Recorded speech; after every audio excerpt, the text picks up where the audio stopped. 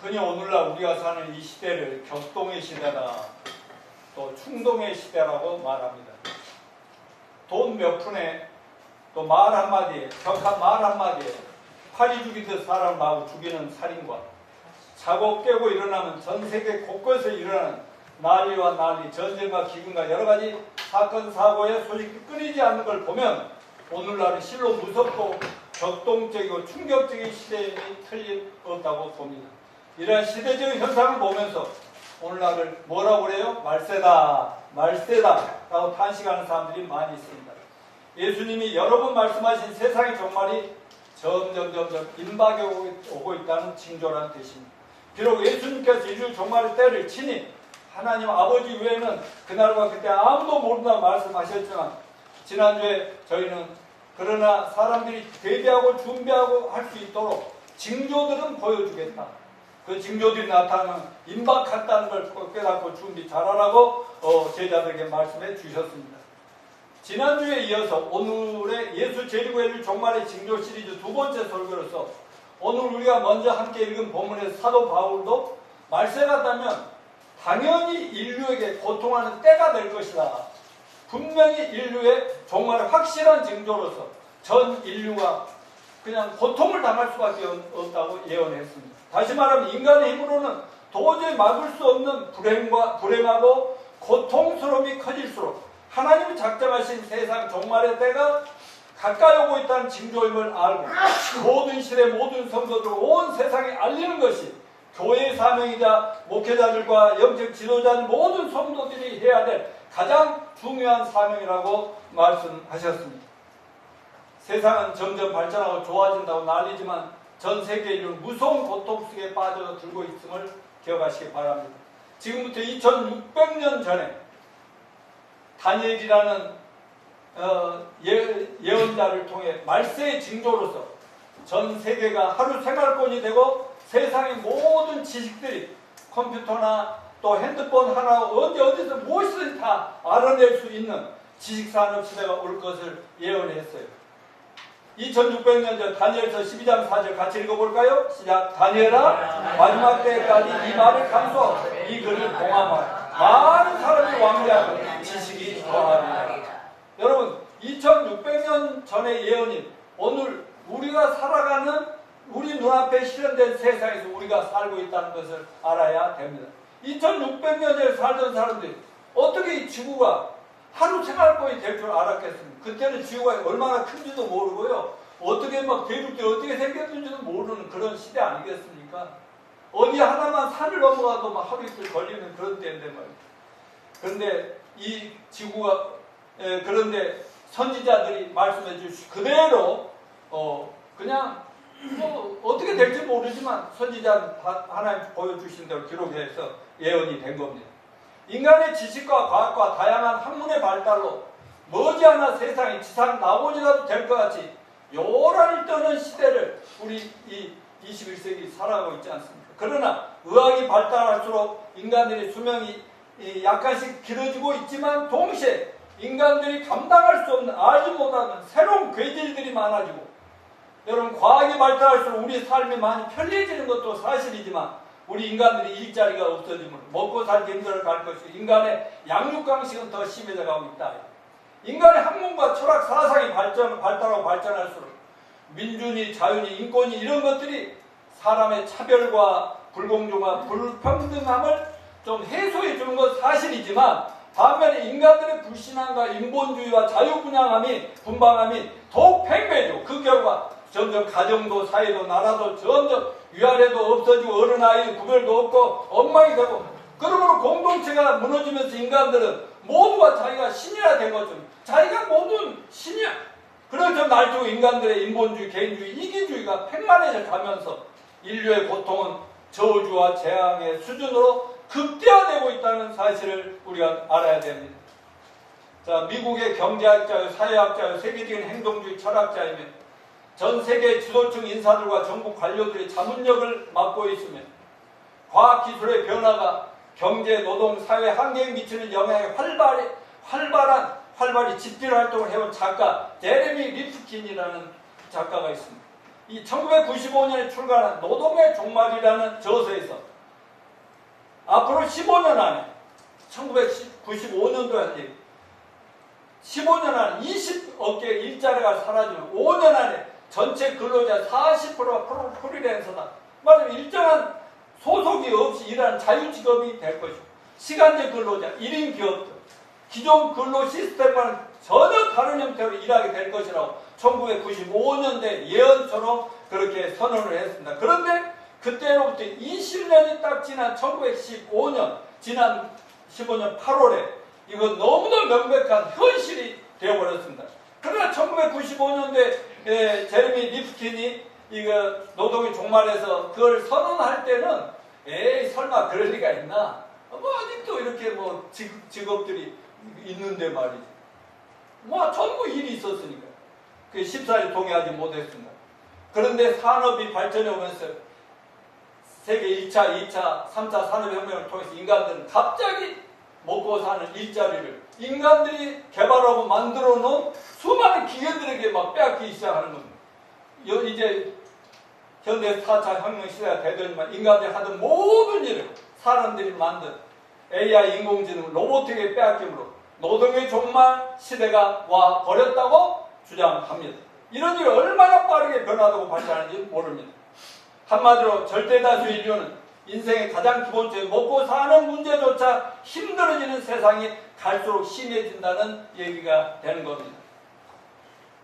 혹시 여러분 몇 년 전에 봉준호 감독이 만든 기생충이라는 영화 본 사람만 손 들어봐요. 본 사람.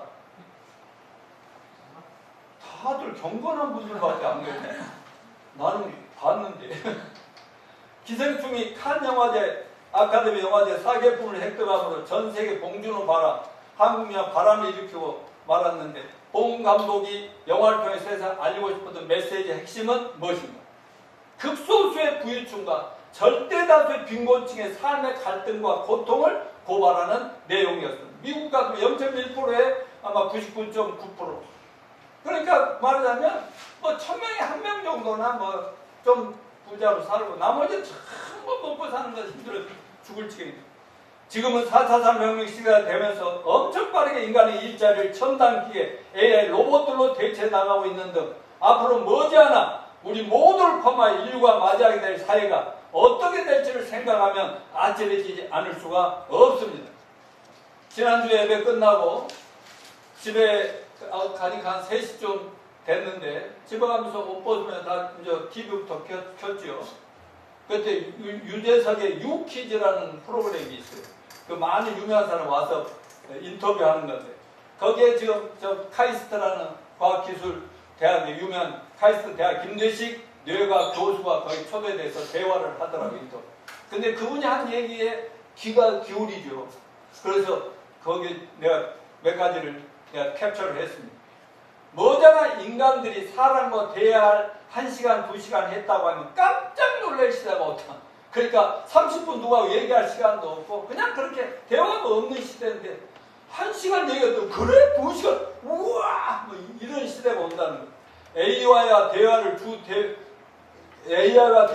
대화가 되는 시대가 와버렸고 AI와 인간이 누가 지배하냐 이걸 싸우는데 AI가 인간의 자율성, 인간을 요즘은 조절을 하고 다 있고 인간들이 많은 것을 AI에게 전부 넘겨주고 있고 이제 뭐 좀 더 깊이 들어가면 아주 이제 인간들이 뭐 정말 비참해지는 시대가 오는 거죠. 아무튼 사람들이 알도 모르는 세상 이런저런 이유로 엄청나게 변화되어 가면서 현실적으로 우리나라 젊은이들이 취직이 안 돼요. 얼마나 큰 고통이며 난리인 것을 이러한 시대적인 상황임을 잘 보여주고 있습니다. 지난 2월 시작되어 지난주 금요일 종전선언은 됐지만 여전히 미국, 이란, 이스라엘이 줄다리기 하면서 언제든지 또 터질 수 있는 막 그런 또 줄다림을 하고 있죠. 그런 전쟁은 이러자 우리나라와 전 세계 난리 소문들을 접하면서 지난주부터 저는 예수 재림과 인류 종말의 징조들을 온 세상에 알릴 필요성을 강하게 느끼고 설교를 시작했습니다. 지난주에는 마태복음 24장에 예수님이 직접적인 예언의 말씀을 중심으로 해서 세상 종말과 예수님 재림과 인류 종말의 총괄적인 징조에 대해서 여러분과 좀 나누었습니다. 오늘은 두 번째로 사도 바울이 기록한 디모데후서의 말씀을 통해서 말세의 또 다른 징조를 여러분과 나누겠습니다. 오늘 사도 바울이 하나님께 받았기로 한 예언의 말씀을 통해서 뭐라고 그랬어요? 3장 1절에 말세에 고통하는 때가 이르리니. 말세가 되면, 근데 여러분 꼭 잊지 마실 것은 지금이 말세죠? 말세가 1900년도부터 시작됐나요? 언제부터 말세예요? 예수님 2000년 전부터 예수님 딱 오셔서 말세를 준비하시고 말세기한테 빨리 구원받고 빨리 피난가 그러는데 다 죽는다. 이랬던 거 아닙니까? 그래서 그 말세, 이제 지금은 말세이지 말인데 말세가 되면 고통하는 때가 일어나. 그 말씀이 어떻게 성취되고 있는지 함께 생각하면 지금이야말로 성경에 예언한 또 하나의 세상 종말의 확실한 징조인 전 인류와 점점 더 고통받는 시대로 변화되는 시대적 상황을 한번 공부하도록 하겠습니다. 특히 오늘은 온 세상 인간들의 윤리 도덕적인 측면을 중심으로 세상 사람들의 성품과 인격과 인간성이 거의 사람이 아니라 동물적인 수준으로 떨어짐으로써 인류의 타락의 극조와 더불어 전 세계적으로 인류가 당하게 될 고통들이 거의 저주와 재앙의 수준이 될 것이라는 예언들을 우리들의 현실과 비교해서 공부해 보도록 하겠습니다. 동시에 그런 인류에게 닥치는 고난의 극대화가 바로 예수님 재림과 인류 종말 임박의 옴을 보여주는 또 하나의 심각한 징조라는 의미입니다. 그래서 오늘 설교는 먼저 세계 인류의 고통이 더 커지는 원인을 살펴보고 다음에 이러한 세상을 살아갈 때 우리 구원받은 그리스도인들 어떻게 살아야 할 것인가는 성경의 지혜와 성경적 해결책을 나눌 텐데 모두가 정신 바짝 차리고 하나님 앞에 겸손히 용서와 긍휼과 자비와 마지막 때를 잘 살아가는 믿음과 하늘의 지혜를 배우는 복된 시간이 되시기를 축원합니다. 자, 세상 모든 고통의 원인이 뭐라고요? 타락한 인간의 본질 때문이다. 오늘 우리가 함께 읽은 본문 디모데후서 3장 1절 5절은 요즘 우리가 전 세계 어디를 가나 목격하는 인간의 타락한 삶의 모습들인데 세상의 모든 죄악들이 성경은 모두 인간이 타고난 악한 본성에서 나온다고 가르치고 있습니다. 여러분 원래 하나님이 인간을 창조하실 때 뭐로 만들었다고 그랬어요? 하나님의 형상대로 만드셨다고 창세기 27절에 말씀했죠.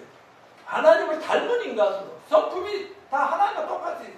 근데 선악과 따먹고 마귀에게 빠져서 타락해버렸죠. 하나님의 형상은 사도 바울이 아주 쉽게 성령의 열매로 표현했죠. 성부, 성자, 성령 한 분 하나님이시잖아요. 갈라디아서 5장 22절 23절 다 같이요. 오직 성령의 열매는 사랑과 일함과 화평과 오래 참음과 자비와 양속과 충성과 온유와 절제니 이 9가지. 이게 하나님의 성품의 기본이에요. 그러니까 우리가 예수님 영접하고 성령님이 임하시면 점점 이렇게 돼서 우리가 누구 닮아간다고요? 예수님을 닮아가는 거예요. 이런 성품이 하나님의 성품으로 우리가 이러한 성품으로 변화될 이 험난한 땅에서도 천국을 맛보며 세상에 보여주고 우리를 구원해 주신 예수님이 살아계심을 증거하며 한 영혼이라도 주님 앞에 데려가려고 애쓰는 삶을 살 수 있습니다. 그러나 타락하는 인간의 본질을 신구약성에 이렇게 진단하고 있어요. 하나님의 형상과 정반대죠. 자, 구약성경 에레미야 17장을 이거는 무조건 다 외워야 시험에 나온다고 했어요. 자, 시작. 에레미야 17장 9절. 시작. 만물보다 거기서 힘을 부패하면 인간의 마음이라 누가 알리로만. 자, 예수님 직접 진단해 주신 마태복음 24장에서 마가복음에서 해주신 본질을 얘기하십니다. 시작. 또 이르시되 사람에서 나오는 것이 사람 거룩히 하니 속에서 사람 마음에서 나오는 것은 악한 생각, 음란과 도적과 살인과 가늠과 탐욕과 악독과 속임과 음탕과 질투와 비방과 교만 우명 이 모든 악한 것이 다 속에서 나와서 사람을 더럽게 하고 세상을 더럽게 한다. 아멘. 저는 구원받고 나서 구원받을 때 이걸로 나를 엑스레이를 찍어보니까 내가 생각보다 얼마나 썩을로 망할로 죽일 놈인지 몰랐습니다. 진짜요. 그런데 이거 딱 구원받고 나서부터 이걸 가지고요 딱 이렇게 이 성경 구절로 보면 아무리 잘난 인간, 멋진 인간, 거부가다는 종교 지도자 다 봐도 속이 다 보이거든요. 그래서 이 구절 여러분 잘 활용하시기 바랍니다. 이걸로 봐야 돼. 이 성경으로 봐야 사람이 제대로 보인다니까. 겉으로 보면 몰라.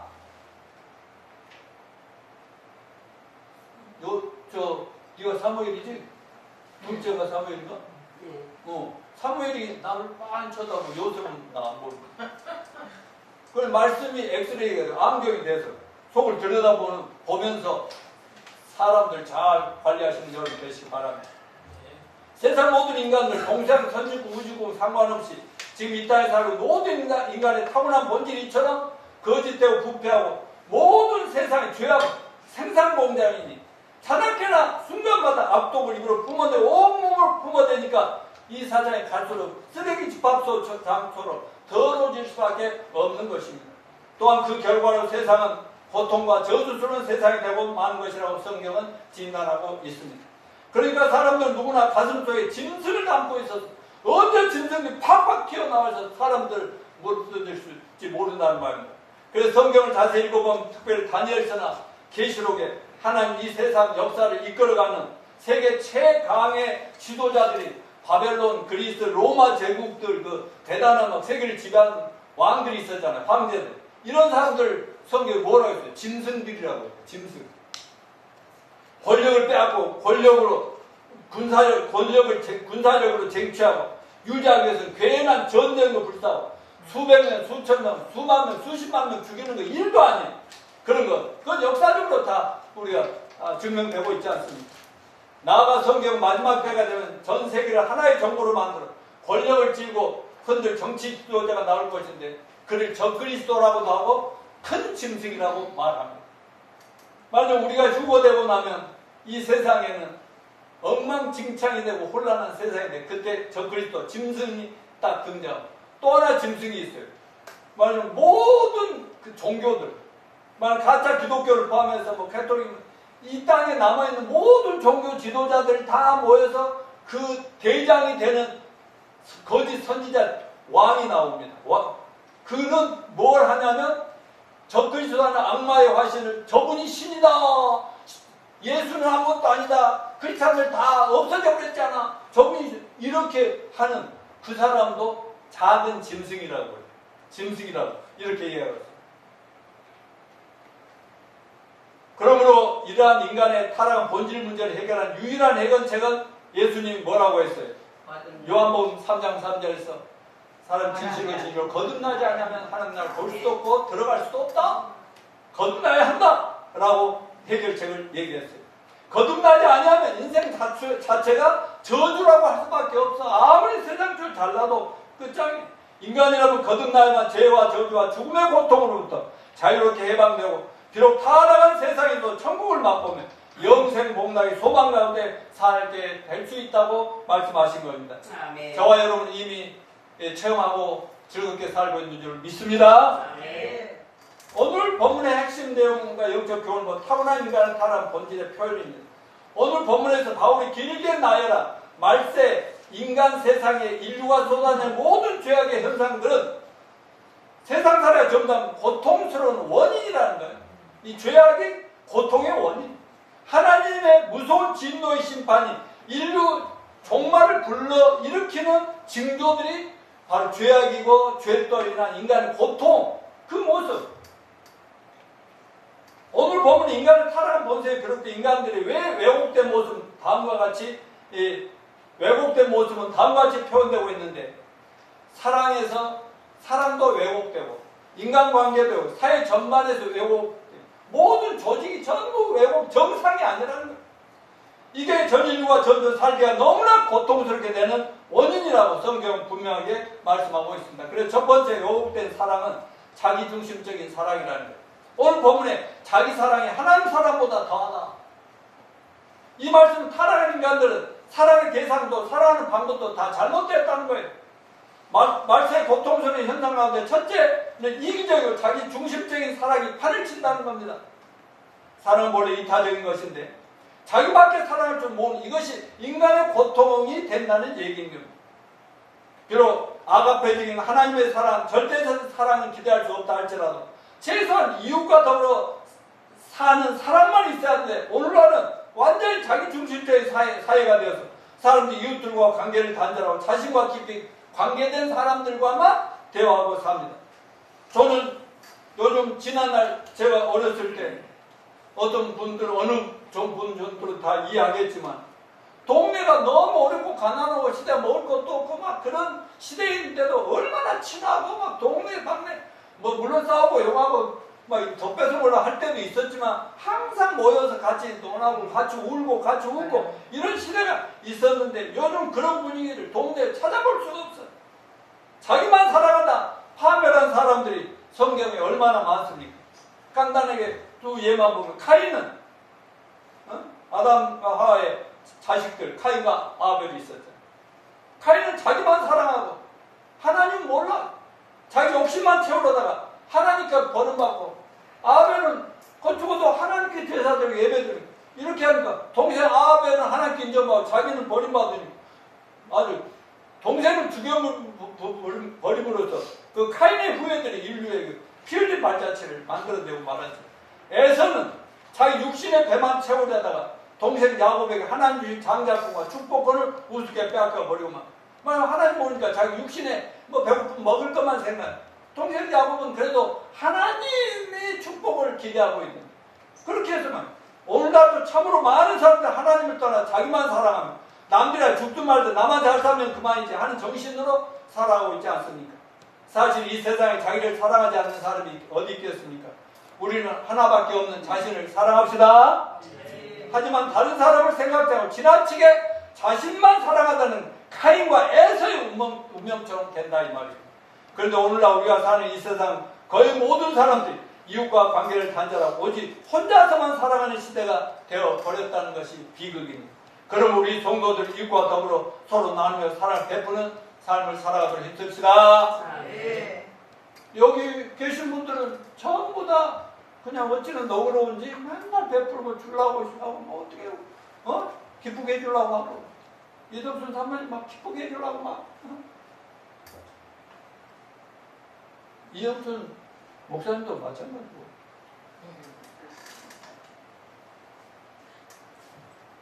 유집사도 너무나 기쁘게 해줘서 그 곰탕 지금도 먹고 있어요.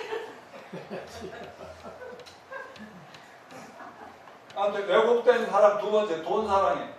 돈 사랑이 하나님 사랑보다 더 나아 그랬잖아요. 재물을 하나님보다 더 사랑해요. 요즘은 그래서 황금 만능 시대로 돈이면 하나님이 없으니까 얼마나 잘 먹고 잘 살고 행복할 수 있는데 뭐 이런다. 그래서 재물을 우상화하고 있잖아요.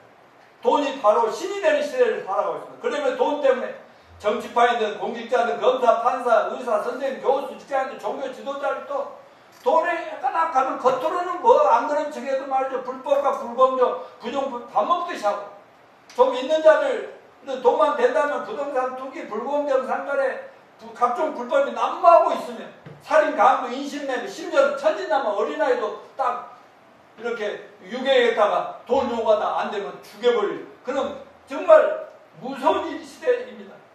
돈 때문에 자기 인생을 망친 성경의 대표적 인물이 은돈 동전 30냥에 누구를 팔아먹었어요? 예수님을 저 양반이나 하고 예수님 제자로 따라다니다가 근데 예수님 뭐라 했어요? 딱 그때가 가까이 옵니다. 예수님 죽을 각오를 이미 하셨지만 빨리 팔아. 너 하고 싶은 일 빨리 해라 이놈아. 그래 넌 차라리 태어나지 않았더라면 참 좋았을 뻔해. 아멘. 그 말은 뭐예요? 넌 근데 은 30년 팔고 나서 자기가 돈을 버리고 자살해버리잖아요. 그런데 자살하면 끝나는 걸로 아는데 그것이 아니죠. 그 다음 지옥까지 가서 보면 그까지 뻔히 보이니까 이 멍청한 놈, 넌 차라리 안 태어났으면 그런 꼴 안 당할 거 아니에요. 그러므로 사도 바울이 디모데후서 6장 10절에서 돈을 사랑하면 뭐다? 일만하게 뿌리가 된다. 모든 악의 뿌리가 재물이 되고 있다는 것. 물론 돈이란 우리 삶 속에 절대 필요 불가하게 하는 것입니다. 절대로 성경이 돈 자체는 죄악이다 이렇게 말한 적이 없어요. 그러나 예수님은 돈과 하나님을 겸하여서 이길 수 없느냐. 돈을 하나님보다 더 사랑하면 그것이 바로 불법이 되어 죄악이라고 하시면 성도가 돈을 너무 사랑하게 되면 하나님에 대한 믿음에서 떠나서 죄악을 범하고 고통을 받고 결국에 인생이 처절하게 망가지게 된다고 말씀한 걸 믿으시기 바랍니다. 그러므로 주님은 우리 인생들에게 돈이냐 하나님이냐 둘 중에 하나를 분명히 선택하라. 그렇게 그렇게 말씀하시면 절대로 둘 중에 하나를 주인으로 삼을 수밖에 없으니 선택을 잘 결정하라고 이렇게 말씀하잖아요. 예수님은 뭐라고 그랬어요? 무엇을 먹을까? 무엇을 입을까? 무엇을 입을까? 아, 예수님만 따라다니다 보면 우리가 먹고 어떻게 먹고 살아요? 우리도 먹고 살아야죠. 그러니까 무엇을 먹을까? 무엇을 입을까? 염려하지 마. 주님만 잘 섬기면, 나를 잘 따르면 주책하신다. 따라서 주책이다. 주책. 뭐요? 주님이?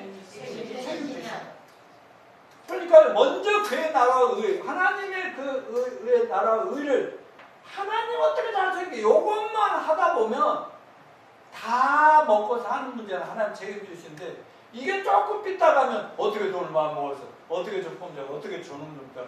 눌러 이런 생각을 하면 안 돼요. 그러니까 욕심 부리지 말고 열심히 성실히 믿음으로 살면 평생 먹고 사는 거 걱정 없이 하나님이 책임져 주신다는 사실을 믿으시기 바랍니다. 네. 따라서 인간은 공수래, 공수거. 무슨 말이에요? 디모데전서 2장 6, 7절 똑같은 말. 시작. 우리가 세상에 아무것도 가지고 있었어요. 아무것도 가지 못하리라. 그럼 우리 예수 믿고 하나님 자녀된 우리 성도는 돈에 얽매이지 말고 크든 작든 우리가 물론 각자 직장 있고 하는 일 있고 사업이 있는데 최선을 다해서 성실하게 부진하게 일하면 번 돈을 하나님 맡겨진 재물에 대한 청지기로 알고 그러니까 이건 내 것이 아니라 하나님 건데 해준다. 이번 야곱도 정리하려고 그랬죠. 다 몇 사람이 와서 보기로 하고 그렇게 하기로 했는데 나가서 잠깐 이틀 전에 금요일날 잠깐 오후에 잠깐 들렸다가 올라왔는데 그냥 손님들이 막 와요. 막 울어요. 오랜만에 봤다고 왜 이렇게 안 보였냐고 갑자기 막 원장도 나오고 빌딩도 난리였어요. 그래 막 같이 울고 근데 손님이 막 와서 돈이 돌아요. 그 다음날 토요일인데 오후 3시까지만 12시까지만 하고 돌아야 되겠다 하고 나갔어요. 근데 3시 20분까지 3시 40분까지 했어요. 그랬더니 돈이 막 20몇만 원이 돌아갔다니까 어제만 해도. 그러니까 근데 그 돈이 우상이 되면 안 되는 거죠. 돈벌이 때문이 아니죠. 그래서 언제든지 건강이 우선이고 또 그러다 보니까 이제 돈 드릴 게 이제 벌이가 없으니까 하나님께 못 드리죠. 돈이 들어오니까 들어오자마자 이제 주일날 못 드린다고 이렇게 되니까 신나죠. 그렇게 하면 하나님이 끝까지 책임질 줄 믿습니다. 저로서는 기적이에요. 나 호랩이 된 줄 알고 얼마나 싶었는데. 근데 지금 또 이제 당당히 같이 살게 되고 주님도 같이 섬길 수 있으니 너무나 감사하지 않습니까? 아무튼 돈은 하나님과 사람을 섬기는 수단이 그걸 하나님을 대신하면 절대 안 되고 하나님과 재물을 사랑하면 망한다. 아멘입니까? 왜곡된 사람 세 번째 쾌락 사랑하기를 뭐보다 더한다? 하나님 사랑보다 더한다. 쾌락 사랑을 하나님 사랑보다 더하며 4절이에요. 요즘 온 세상 믿는 자는 믿지 않는다. 타락시키는 유혹들로 가득 차서 깊이 들기만 하면 버젓 대치고 흔들고 사람을 쾌락하고 유혹하는데 믿음 없는 사람들이 특별히 어린 청소년 젊은이들이 정상적으로 건전하게 살아야 거의 불가능한 시대적인 사회 환경이 되어가고 있습니다. 영화를 봐도 맨날 부어라 마셔라 때리고 싸우고 죽이고 아니면 사랑하다 배신하고 복수하고 그런 거 아닙니까? 드라마를 봐도 세상 노래를 들어봐도 맨날 사랑하다 배신하고 배신 때리고 배신 당하고 그리고 원수되고 맨날 슬픔을 호소하고 슬프다 괴롭다 죽고 싶다 이런 얘기 아니에요. 요즘 어린아이 때부터 핸드폰이 어쩔 수 없이 생활화시키고 우리 요셉이나 사무엘 그렇게 안 하고 있지만 우리 미국에 있는 자녀들도 컸어도 그렇게 안 해요. 꼭 필요할 때만 자기들 할 때만 보고 그래요. 그러니까 종일 보다 보면 꼭 필요한 것만 보는 게 아니라 어떻게 하다 보면 딱 멋이 딱 삘이 꽂히면 거기에 보면 또 그 다음에 보이고 그러면서 세상의 유혹에 쾌락에 타락에 빠지면서 그러다 중독이 돼가지고 거기서 못 벗어나고 어린아이 때부터 아주 이 쾌락과 세상의 노예가 되는 그런 시대가 아니겠습니까? 성도 여러분, 예수 믿는 우리는 하나님 사랑, 그 하나님 사랑 가득 사랑을 가족 간의 인간끼리 서로 사랑함으로 그 안에서 최고의 만족과 행복과 기쁨과 즐거움을 만끽하도록 만들어졌습니다. 그런데 마귀는 뭐예요? 세상적인 쾌락으로 유혹하여 하나님을 떠나게 만들고 불신앙하게 빠지고 그 결과로 인생을 파멸과 고통 속으로 몰아간다는 것을 기억합시다. 다음에 네 번째, 왜곡된 인간관계를 보여주죠. 자랑하며 교만하며 비방하며 부모 거역하고 감사하지 않으며 거룩하지 않으며 무정하며 원통한 풀지 않으며 모함하며. 이사의 말씀들 인간의 본질이 악하다 보니까 잘 배운 사람, 못 배운 사람, 잘 살든 못 사는 상황을 자세히 들여다보면 가정에서든지 직장이든 학교든 이웃들 간에 모든 인간관계에 화목하지 못하고요. 서로 잘난 척하고 서로 으르렁거리고 다툼과 싸움 평생 계속된다고 예언하고 있어요. 그래서 거듭나거나 회개하고 구원 안 받으면요. 계속 그 점이 더 악해지는 겁니다. 오늘날 우리 사회는 어떻습니까? 성냥갑처럼 내모지고 밀폐된 삭막한 아파트에서 살다 보니 갈수록 인정은 메마르고 모두가 자기중심적이 되어서 사소한 일에도 걸핏한 목숨 걸고 싸우며 이웃에 대해 너무나 무감각하게 살아갑니다. 저도 우리 아들 덕으로 주로 뭐 이렇게 내면 아파트라든가 이렇게 좋은 아파트에서만 살았어요. 지금은 서초동 청계산 포레스트 아파트에서 살고 있는데요. 이웃들과 대면하고 대화할 기회가 거의 없어요. 사람이 사는지 안 사는지 몰라요. 1층에 이렇게 101호, 102호, 103호 내 끝인데 거의 본 적이 없어요. 뭔 소리도 안 들려요.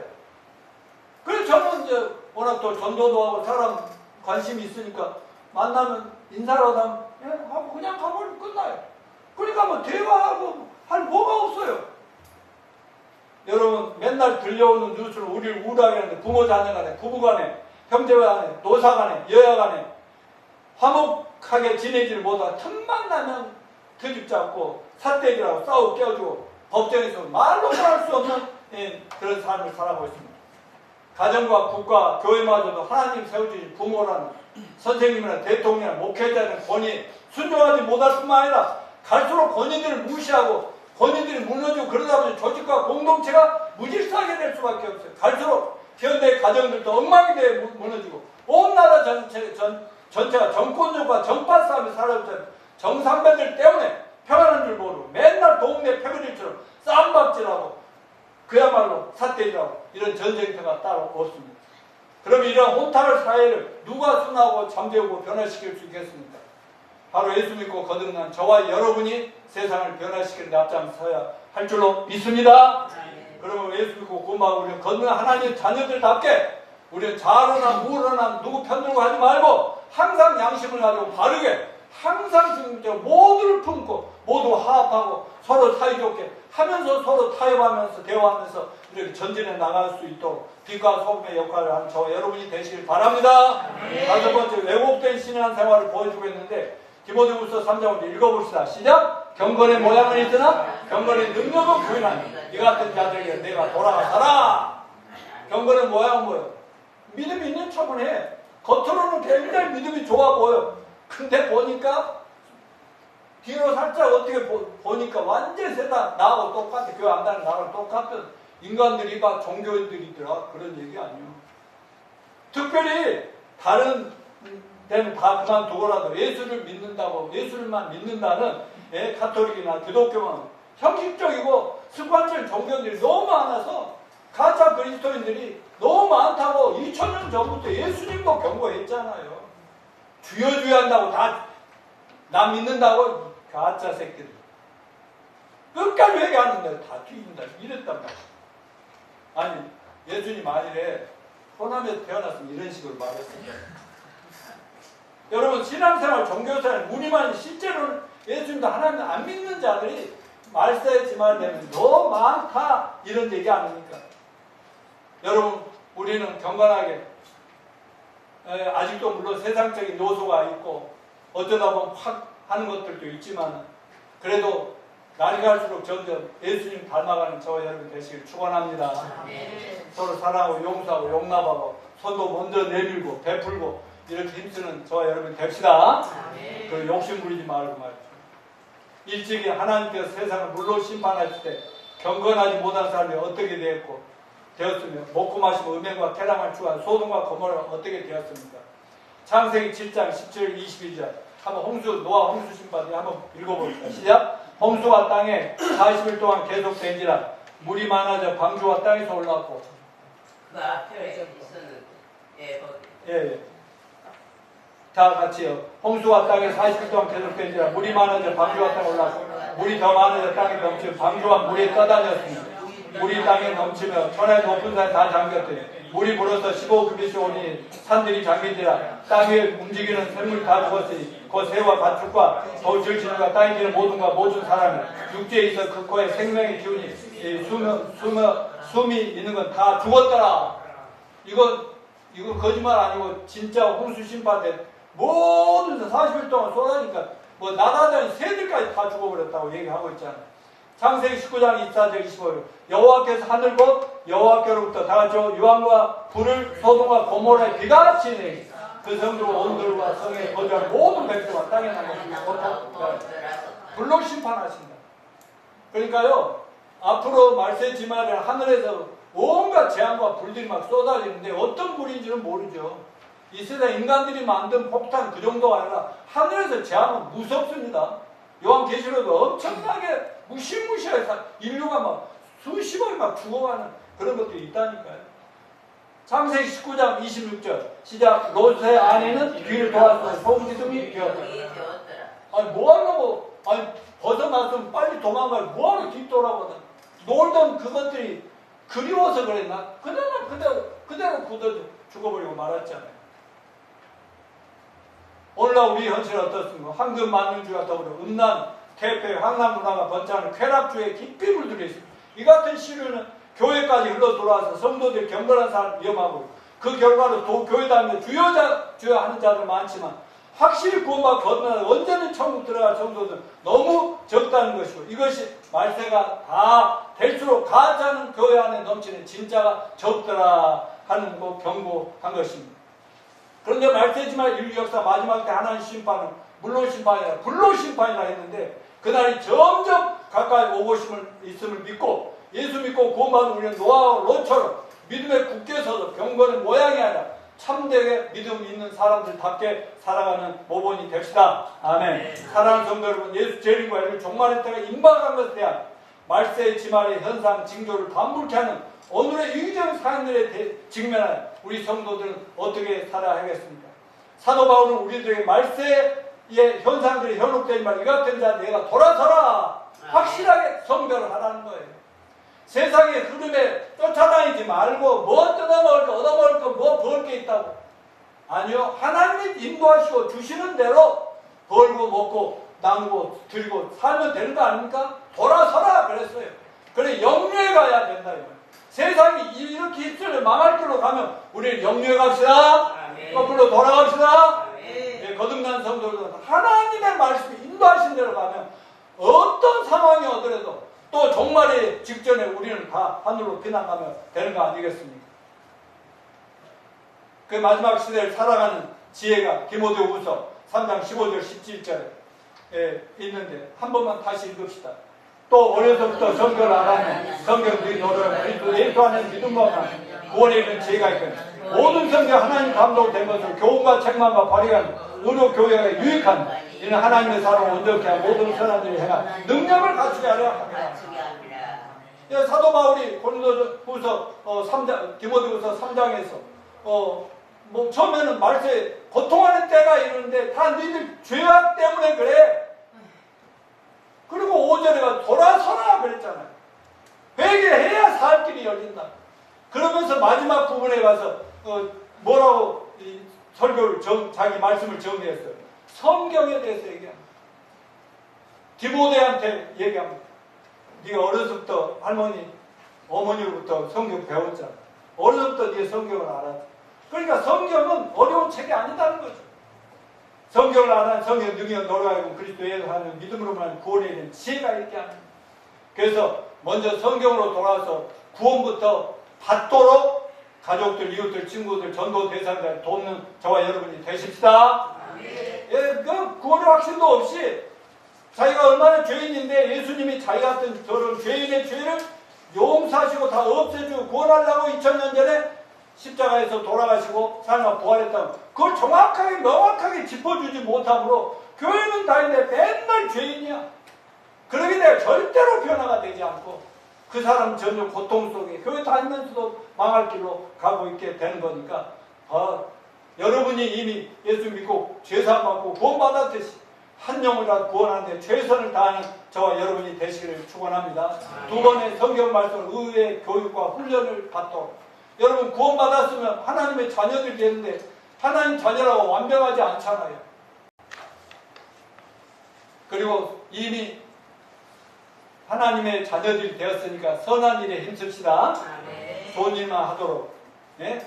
세속적이고 막 타락하고 세상에 물들어가고 내 자신도 불행해지 그런 일은 말고 하나님 말씀에 따라 순종하면서 선한 일에 힘씀으로써 여러분 가족, 신지, 이웃, 직장, 동료 누군가 한 명이 여러분들 때문에 반드시 회개하고 예수님께 돌아 구원받고 교회에 더해주고 또 우리 교회도 주님 오실 그날까지 날이 갈수록 더해져 가면서 그래서 주님의 재림을 앞당기는 저와 여러분이 되시기를 축원합니다.